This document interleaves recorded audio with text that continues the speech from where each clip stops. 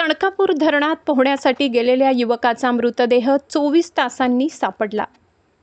कळवण परिसरात हळहळ, rescue team व स्थानिक तरुणांच्या मदतीने शोध मोहीम यशस्वी।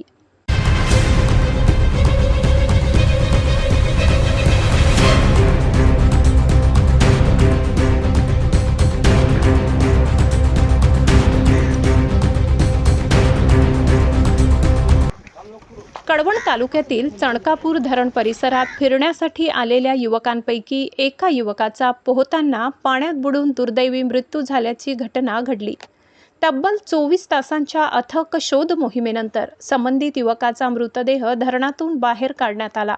मिळालेल्या माहितीनुसार कळवण येथील संभाजीनगर परिसरात राहणारा धनंजय नितीन महाले वय 18 हा आपल्या मित्रांसह दिनांक 17 रोजी दुपारच्या सुमारास चणकापूर धरण परिसरात फिरण्यासाठी आला होता।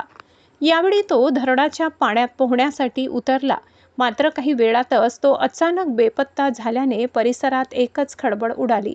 घटनेची माहिती मिळताच स्थानिक तरुणांनी तात्काळ धरण परिसरात शोधकार्य सुरू केले। दुपारी 3 वाजल्यापासून सुरू झालेली शोध मोहीम सायंकाळी 7 वाजेपर्यंत सुरू होती, मात्र युवकाचा कोणताही ठावठिकाणा लागला नाही। त्यानंतर प्रशासनाच्या मदतीने रेस्क्यू टीमला पाचारण करण्यात आले। सिन्नर येथील अनुभवी पाणबुडी गोविंद तुपे व सोमनाथ कांगणे यांच्या पथकासह सप्तशृंगी गड येथील NDRF टीम तसेच मालेगाव येथील पथकाला बोलावण्यात आले। रात्री उशिरापर्यंत आणि दुसऱ्या दिवशीही शोध मोहीम सुरू ठेवण्यात आली। सलग 24 तासांच्या प्रयत्नानंतर अखेर युवकाचा मृतदेह धरणाच्या पाण्यातून बाहेर काढण्यात रेस्क्यू पथकाला यश आले। या घटनेमुळे कळवण परिसरात हळहळ व्यक्त करण्यात येत असून महाले कुटुंबावर दुःखाचा डोंगर कोसळला आहे। दरम्यान या घटनेमुळे धरण परिसरात सुरक्षेच्या उपाययोजनांचा प्रश्न पुन्हा ऐरणीवर आलाय।